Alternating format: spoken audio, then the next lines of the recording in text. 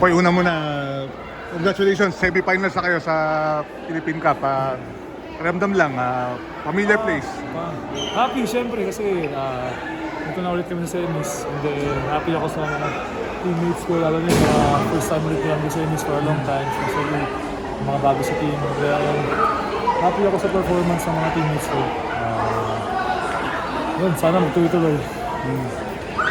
Koy, eventful last 2 weeks sa'yo. So, kumusta ang nakaka-reflect ka na ba dun sa panalo nyo sa Thailand?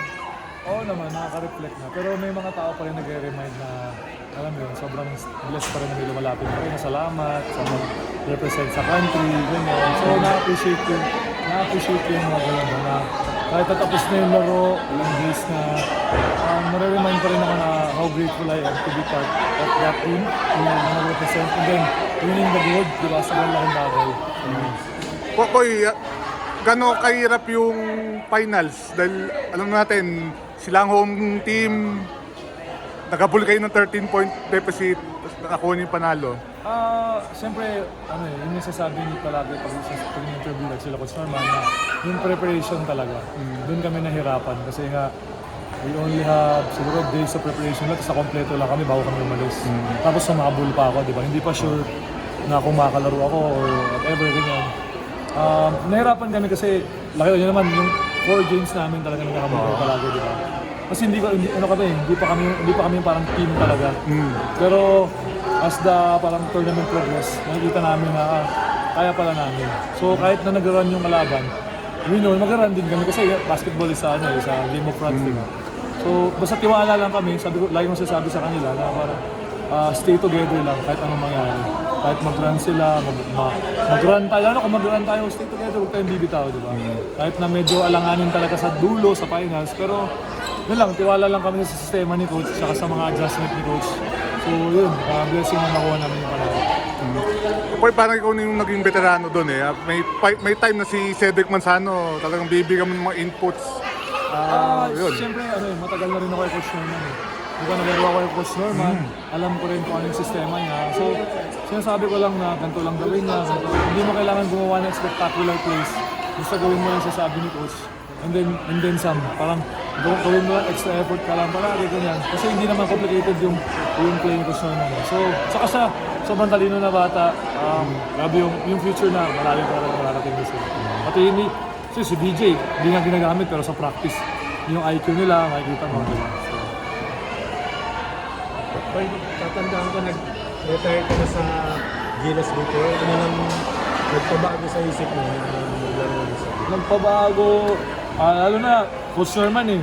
Saka, laking parang sa career ko, patapos na yung career ko, di ba? Nandun na ako eh, na hindi ko na iniisip na parang part ako ng team na core ako, ganyan. Hindi na eh. Ang iniisip ko na lang, kung ano yung pwede kong matulong sa team.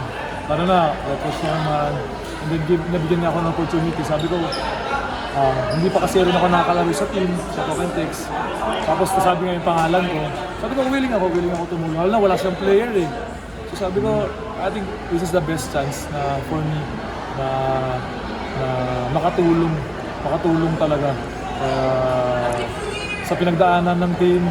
Sleepless na talaga sila Coach Norman. Kaya after nung game, sobrang thankful ako kay Coach Norman na binigyan niya ako ng opportunity na hinabol talaga nila ako na makalaro. So, yun, thankful ako na nagamparan ko naman. Kahit na maliit lang yung role, nagamparan ko naman na maayos. think about to for future Gilas system? Anak na, wala na. Yun yung last, siguro yung last siguro. Kasi, given naman ang lakas talaga ng lineup nila, coach team, ganyan. So, hindi sa kanila yun, sa mga bata na yun, mga up-and-coming players na yun. So, for me, hindi ko sasakit sa kanila. Kasi, ano na yung future ng Gilas eh. Yun na sila na yung future ng Gilas eh.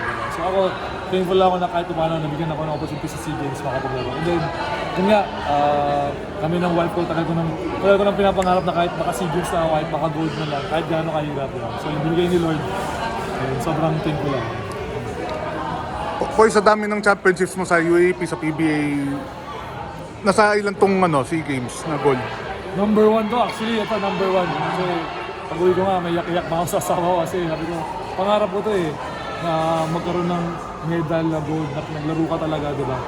Siyempre, pag lumalaki yung mga anak mo, makita nila na, ito yung achievements ni Daddy, na-inspire man lang sila ba? Na kahit hindi nila ako makita naglalaro, makita man nila yung mga mabasa mo nila sa internet o whatever, ganyan, ma-inspire sila.